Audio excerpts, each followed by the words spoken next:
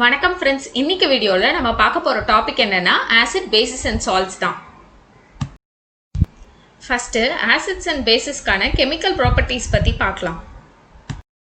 So இதை நம்ம ஒரு ஆக்டிவிட்டி மூலமாக இதை படிக்க போகிறோம். ஸோ இப்போ ஆக்டிவிட்டி பண்ணுறதுக்கு முன்னாடி first blue litmus and red litmus பற்றி சொல்லிடுறேன்.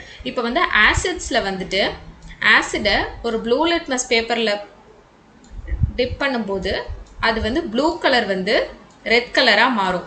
அதே மாதிரி ஒரு பேஸை ரெட் லிட்மஸ் பேப்பரில் நம்ம டிப் பண்ணும்போது அது ப்ளூ கலராக சேஞ்ச் ஆகும். ப்ளூ. ஸோ இப்போ acids blue to red and base red to blue. So இந்த ஆக்டிவிட்டியில் எக்ஸாம்பிளாக நம்ம ரெண்டு ஆசிட் அண்ட் ரெண்டு பேஸ் வச்சு செக் பண்ணலாம். இப்போ ஃபஸ்ட்டு ரெண்டு ஆசிட் HCl அப்புறம் H2SO4. இப்போ இந்த HClலும் சரி H2SO4ம் சரி நம்ம ப்ளூ லிட்மஸில் டிப் பண்ணும்போது அந்த லிட்மஸ் பேப்பர் ரெட் கலரில் சேஞ்ச் ஆகும். So change to red. Next red லிட்மஸில் எது ஆட் பண்ணால் என்ன ஆகும்னா அது நோ சேஞ்ச், எதுவுமே சேஞ்ச் ஆகாது. No change. ஸோ இதுவும் அதே மாதிரி தான். இது ப்ளூ டு ரெட்.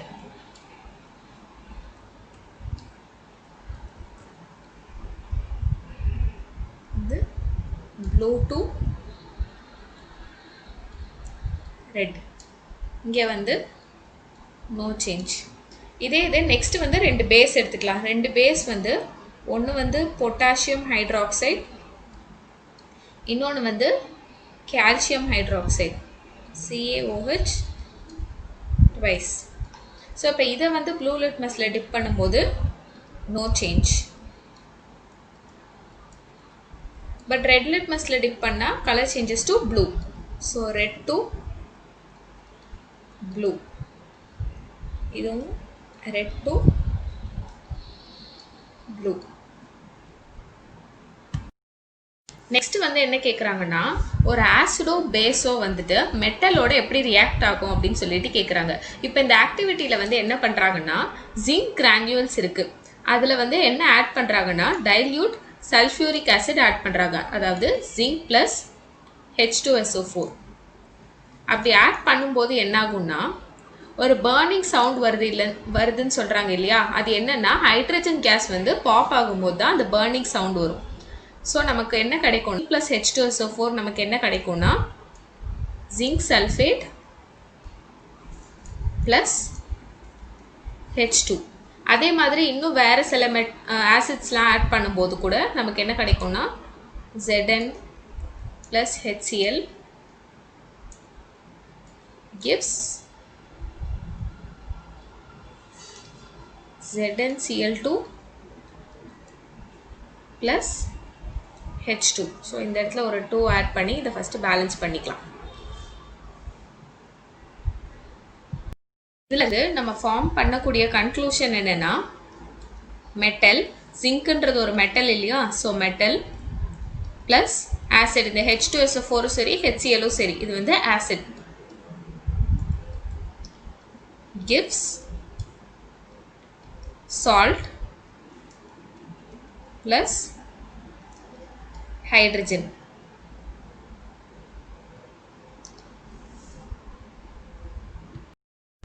ஃபஸ்ட்டு மெட்டல்ஸும் ஆசிட்ஸும் எப்படி ரியாக்ட் பண்ணுன்னு சொன்னோம் இல்லையா? அதாவது மெட்டலில் ஆசிட் ஆட் பண்ணும்போது எப்படி ரியாக்ட் ஆகும் அப்படின்னு சொல்லிட்டு பார்த்தோம்.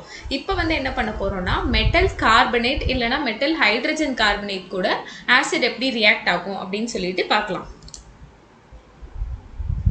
ஸோ அதை செக் பண்ணுறதுக்கு நம்ம இப்போ ஃபஸ்ட்டு என்ன பண்ண போகிறோம்னா ஒரு மெட்டல் கார்பனேட் Na2CO3 ப்ளஸ் ஒரு ஆசிட் HCl எடுத்துக்கலாம்.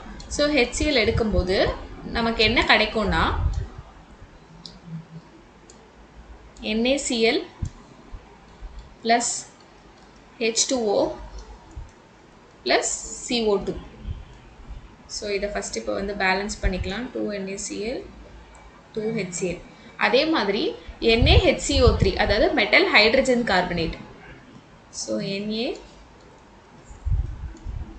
NaHCO3 plus HCl gives NaCl plus H2O plus CO2.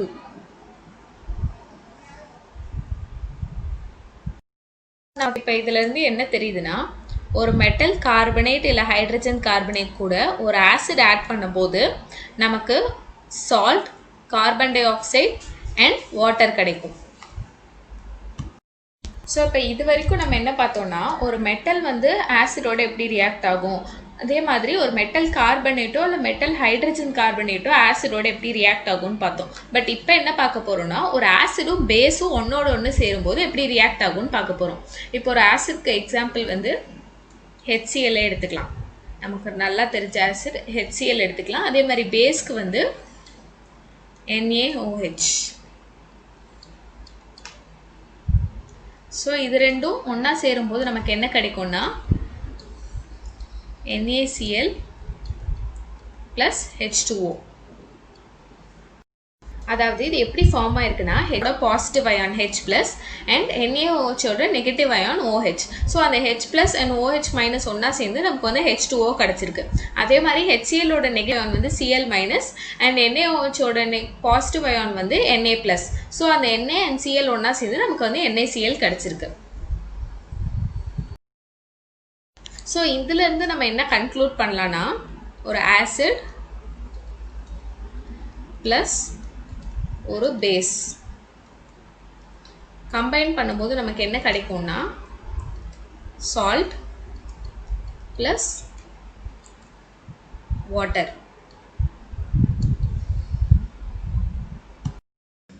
So next நம்ம என்ன பார்க்க போகிறோம்னா, reaction of metal oxides with acids. So metal ஆக்சைடுக்கு ஒரு எக்ஸாம்பிளாக நம்ம வந்து ஃபஸ்ட்டு வந்து காப்பர் ஆக்சைடு எடுத்துக்கலாம், CuO. So with acids plus HCl, hydrochloric acid, gives CuCl2 plus H2O. இந்த ரியாக்ஷன் ஃபஸ்ட்டு பேலன்ஸ் பண்ணிக்கலாம். இந்த இடத்துல 2 ஆட் பண்ணால் இந்த ரியாக்ஷன் பேலன்ஸ் ஆகிடும்.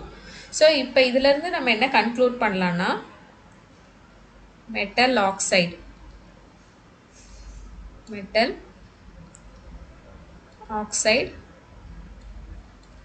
plus acid gives salt plus water.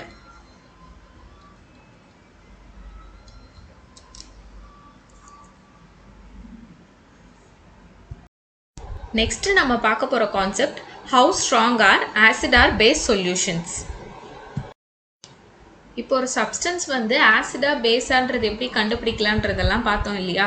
So இப்போ இது வந்து எவ்வளோ ஸ்ட்ராங் அசிடிக் இல்லைனா எவ்வளோ ஸ்ட்ராங்காக அது வந்து பேசிக்காக இருக்குது அப்படின்றது வந்து எப்படி கண்டுபிடிக்கலாம்னா, இப்போ ஃபஸ்ட்டு இந்த pH ஸ்கேல் இருக்குது பார்த்தீங்களா. இப்போ அந்த pH ஸ்கேலில் வந்துட்டு அந்த pH லெவல் லெஸ் தென் 7 இருந்ததுன்னா அது வந்து அசிடிக், கிரேட்டர் தேன் 7னா அது வந்து பேசிக், 7னா அது நியூட்ரல். இப்போ ஒரு ஆசிடோட லெவல் pH லெவல் வந்து ஒரு 2, 3 அந்த மாதிரிலாம் இருந்ததுன்னா அது வந்து ரொம்ப ஸ்ட்ராங்கான ஒரு ஆசிட்னு அர்த்தம். சப்போஸ் இப்போ வந்து 6, 6.5 அப்படிலாம் இருந்ததுன்னா அது வந்து வீக் ஆசிட்னு அர்த்தம். அதே மாதிரி பேஸில் வந்துட்டு இப்போ 8, 9 அந்த மாதிரி இருந்ததுன்னா அது வந்து ஒரு வீக் பேஸாக இருக்கும். பட் 13, 14 அப்படிலாம் இருந்ததுன்னா அது வந்து ஒரு ஸ்ட்ராங் பேஸ்னு அர்த்தம். ஸோ அதை கண்டுபிடிக்கிறதுக்கு தான் இந்த pH ஸ்கேல் யூஸ் பண்ணுறோம். இப்போ இந்த இமேஜில் வந்துட்டு ஒரு ஸ்ட்ராங்கான ஆசிட், வீக்கான ஆசிட், அதே மாதிரி நியூட்ரலாக இருக்கிறதுக்கு அண்ட் வந்து ஸ்ட்ராங் பேஸ், வீக் பேஸ், இது எல்லாத்துக்குமே ஒரு எக்ஸாம்பிளாக இந்த இடத்துல வந்து மார்க் பண்ணியிருக்காங்க. அந்த pH ஸ்கேல் லெவலில் வந்து மார்க் பண்ணியிருக்காங்க. நான் ஏற்கனவே சொன்ன மாதிரி இந்த கெமிக்கல் ரியாக்ஷன்ஸ், ஈக்குவேஷன்ஸ், pH இதெல்லாம் சொல்லும்போது இது வந்து கெமிஸ்ட்ரி லேபில் இருக்கிற ஒரு சில சொல்யூஷன்ஸ்க்கு தான் இதெல்லாம் சூட் ஆகும்லாம் கிடையாது. நம்ம எவ்ரிடே லைஃப்லேயே இதெல்லாமே நம்ம வந்து பார்த்துட்டு தான் இருக்கோம். பட் நமக்கு வந்து அது இதுதான் சொல்லிட்டு நமக்கு வந்து அது எக்ஸாக்டாக நம்ம நோட் பண்ணுறது இல்லை, அவ்வளோதான். இப்போ ஒரு எக்ஸாம்பிளுக்கு வந்து பார்த்தீங்கன்னா ரெயினோட pH லெவல் வந்து லெஸ் தென் 5.6 இருக்கும்போது அதை வந்து ஆசிட் ரெயின்னு சொல்கிறாங்க. ஸோ அப்படி ஆசிட் ரெயின் வரும்போது அந்த ஆசிட் ரெயின் வந்து ரிவர்ஸில் மிக்ஸ் ஆகுது அப்படின்னா அது வந்துட்டு ரிவர்ஸில் மிக்ஸ் ஆகுதுன்னா அப்போ ரிவர்ஸில் இருக்கிற அனிமல்ஸ்க்கெல்லாம் வந்துட்டு அதோட லைஃப் வந்து கஷ்டமாக இருக்கும் அப்படின்றதையும் சொல்கிறாங்க. pHன்றது வந்து நம்ம டைஜஸ்டிவ் சிஸ்டமில் கூட இருக்குது. இப்போ நம்மளோட ஃபுட் வந்து ப்ராப்பராக டைஜஸ்ட் ஆகிறதுக்கு நம்ம ஸ்டமக் வந்து ஆட்டோமேட்டிக்காக வந்து HCl வந்து ப்ரொடியூஸ் பண்ணும். ஆனால் இன்டைஜஷன் ப்ராப்ளம்ஸ்லாம் நடக்கும் போது என்ன ஆகும்னா நிறைய HCl வந்து ப்ரொடியூஸ் பண்ணும். அப்படி ப்ரொடியூஸ் பண்ணும்போது தான் நம்ம சொல்கிறோம் இல்லையா, அசிடிட்டி ப்ராப்ளம் அப்படின்ற டேர்ம் வந்து நம்ம ரொம்ப காமனாகவே யூஸ் பண்ணுறோம். அது ஏன்னா இந்த இன்டைஜஷன் நடக்கும் போது HCl வந்து ரொம்ப அதிகமாக செக்ரீட் பண்ணும். அப்படி ப்ரொடியூஸ் பண்ணும்போது அதை நியூட்ரலைஸ் பண்ணுறதுக்கு நம்ம காமனாக யூஸ் பண்ணுற ஒரு பேஸ் வந்து என்னதுன்னா மெக்னீசியம் ஹைட்ராக்சைடு. இதை வந்துட்டு நம்ம மில்க் ஆஃப் மெக்னீஷியா அப்படின்னு சொல்லிட்டு நம்ம மெடிசனே நிறைய பேர் வந்து சாப்பிட்ருப்போம். நெக்ஸ்ட் நம்ம பார்க்க போகிறது ஃபேமிலி ஆஃப் சால்ட்ஸ் தான். இப்போ வந்து ஒரு எக்ஸாம்பிளுக்கு பார்த்தோன்னா potassium sulphate K2SO4 and magnesium sulphate MgSO4. இப்போது இந்த சால்ட் வந்து எப்படி ஃபார்ம் ஆயிருக்கும் அப்படின்னு பார்த்தா, அதாவது இதோட ஆசிட் அண்ட் பேஸ் வந்து பார்க்கும்போது இதுக்கு வந்து KOH plus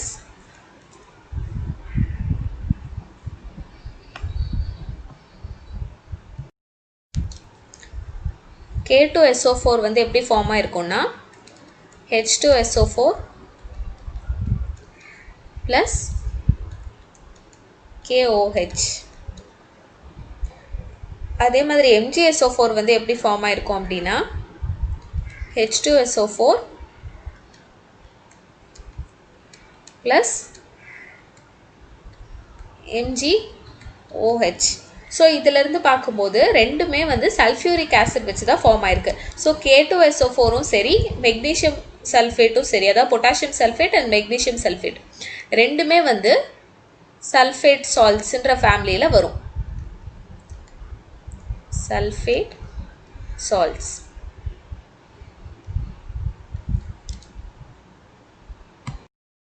நெக்ஸ்ட் இப்போ அதே மாதிரி NaCl and Na2CO3. ஸோ இப்போ இது வந்து பார்த்திங்கன்னா NaCl வந்து HCl ப்ளஸ் NaOH ஒன்றா சேரும்போது நமக்கு கிடச்சிருக்கும். அதே மாதிரி Na2CO3 வந்து H2CO3 ப்ளஸ் NaOH ஒன்றா சேரும்போது கிடச்சிருக்கும். ஸோ இது ரெண்டும் வந்து சோடியம் சால்ட்டுன்ற ஃபேமிலியில் வரும். ஏதாவது ஒரு காமன் பேஸ் இல்லைனா காமன் ஆசிட் வச்சு ஃபார்ம் ஆகிற சால்ட் வந்துட்டு ஒரே ஃபேமிலி ஆஃப் சால்ட்டாக வரும். நெக்ஸ்ட் வந்து பார்த்தீங்கன்னா pH ஆஃப் சால்ட், அதாவது இது வரைக்கும் ஆசிட்கோ பேஸ்க்கோ வந்துட்டு pH பார்த்துட்டு இருந்தோம் இல்லையா, இப்போ வந்து அந்த சால்ட்டோட pH என்னன்னு சொல்லிட்டு பார்க்குறாங்க. இப்போ வந்து பார்த்தீங்கன்னா ஒரு ஸ்ட்ராங் ஆசிட் அண்ட் ஒரு வீக் பேஸ் வந்து சேர்ந்துச்சுன்னா அந்த சால்ட்டும் வந்து அசிடிக்காக தான் இருக்கும். இப்போ ஃபார் எக்ஸாம்பிள் HClன்றது ஒரு ஸ்ட்ராங் ஆசிட் இல்லையா, HCl ப்ளஸ் MgOH ட்வைஸ். இது நமக்கு என்ன கிடைக்கும்னா MgCl2 ப்ளஸ் H2O. கரெக்டாக? ஸோ இப்போ இந்த சால்ட் MgCl2ஓட pH நம்ம செக் பண்ணும்போது அது வந்துட்டு அசிடிக்காக தான் இருக்கும். ஏன்னா HCl வந்து strong acid and MgOH twice வந்து ஒரு வீக் பேஸ். எந்த ஈக்குவேஷன் எழுதும் போதும் நம்ம இந்த ஈக்குவேஷனை ஃபஸ்ட்டு பேலன்ஸ் பண்ணிக்கலாம். ஸோ இதோட pH லெவல் வந்து கிரேட் லெவல் வந்து லெஸ் தென் 7 தான் இருக்கும். நமக்கு இதில் என்ன சொல்கிறாங்கன்னா, நம்ம வீட்டில் யூஸ் பண்ணுறோம் பார்த்தீங்களா காமன் சால்ட், அதுலேருந்து நிறைய கெமிக்கல்ஸ் வந்துட்டு டெரைவ் பண்ணலாம் அப்படின்னு சொல்கிறாங்க. பட் அதுக்கு முன்னாடி காமன் சால்ட்டை எப்படி ஃபார்ம் ஆகுதுன்னு பார்க்கலாம். இப்போ காமன் சால்ட்டோட ஃபார்முலா என்னன்னு நமக்கே தெரியும் இல்லையா, NaCl. ஸோ NaClன்னும் போது Cl மைனஸ் அயான்லேருந்து so HCl. So hydrochloric acid plus NaOH, sodium hydroxide. இது ரெண்டும் ஒன்றா சேரும்போது தான் நமக்கு காமன் சால்ட் கிடைக்கும். NaCl plus H2O. நெக்ஸ்ட் இப்போது NaClலேருந்து சோடியம் ஹைட்ராக்சைடு எப்படி ஃபார்ம் ஆகுதுன்னு பார்க்கலாம். இப்போது NaCl சொல்யூஷன், அதாவது ஆக்வஸ் சொல்யூஷன், அது பேர் வந்து பிரைன்னு சொல்கிறாங்க. ஸோ NaCl ப்ளஸ் H2O பண்ணி எலக்ட்ரிசிட்டி இதில் பாஸ் பண்ணும்போது நமக்கு என்ன கிடைக்கும்னா NaOH plus H2 plus Cl2. இப்போ நெக்ஸ்ட் வந்து நம்ம வீட்டில் காமனாக குக்கிங்கெல்லாம் யூஸ் பண்ணுற பேக்கிங் சோடா எப்படி ஃபார்ம் ஆகுதுன்னு பார்க்கலாம். அதாவது காமன் சால்ட்லேருந்து எப்படி வந்து பேக்கிங் சோடா ஃபார்ம் பண்ணுறாங்க அப்படின்னா NaCl plus H2O plus CO2 plus ammonia NH3 gives NH4Cl plus NaHCO3.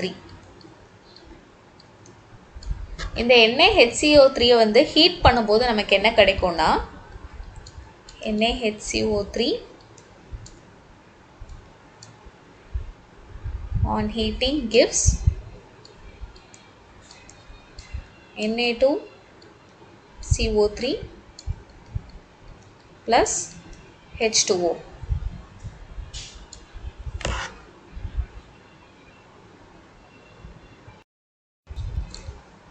என்ன கிடைக்கும்னா Na2CO3 plus H2O plus CO2.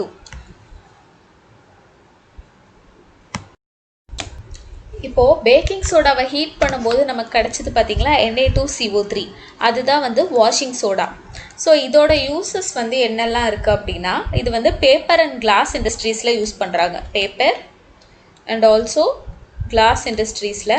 And அது தவிர்த்து வந்துட்டு it is also use to remove permanent hardness of water.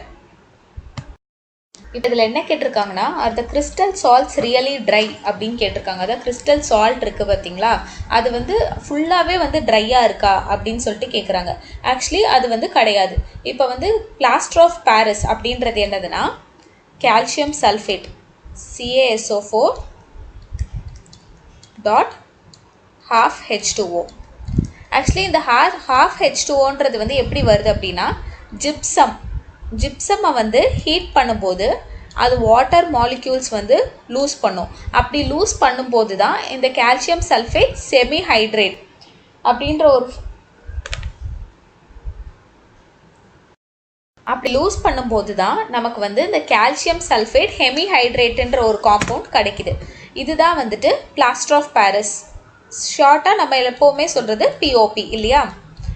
So நம்ம வந்து doctors வந்து ஃப்ராக்சர் ஆகும்போது கால் கையில் வந்து ஃப்ராக்சர் ஆகிடுச்சு, போன் வந்து ஃப்ராக்சர் ஆகிடுச்சு அப்படின்னா இந்த POP யூஸ் பண்ணி நம்ம வந்து பார்த்துருப்போம். என்ன பண்ணியிருக்காங்க, வெறும் பேண்டேஜ் தான் போட்டிருக்காங்களா இல்லைனா வந்து POP போட்டிருக்காங்களா அப்படின்னு சொல்லிட்டு நம்ம நிறைய பேர் பேசி கேட்டிருப்போம் இல்லையா. ஸோ அந்த POP வந்து எப்படி பவுடர் ஃபார்மில் இருக்கும் இல்லையா. ஸோ அது கூட வந்து வாட்டர் ஆட் பண்ணுவாங்க. ஸோ வாட்டர் ஆட் பண்ணும்போது அதாவது CaSO4 dot half H2O plus 1.5 H2O gives CaSO4 dot 2 H2O. இதுக்கு பேர் தான் வந்து ஜிப்சம்.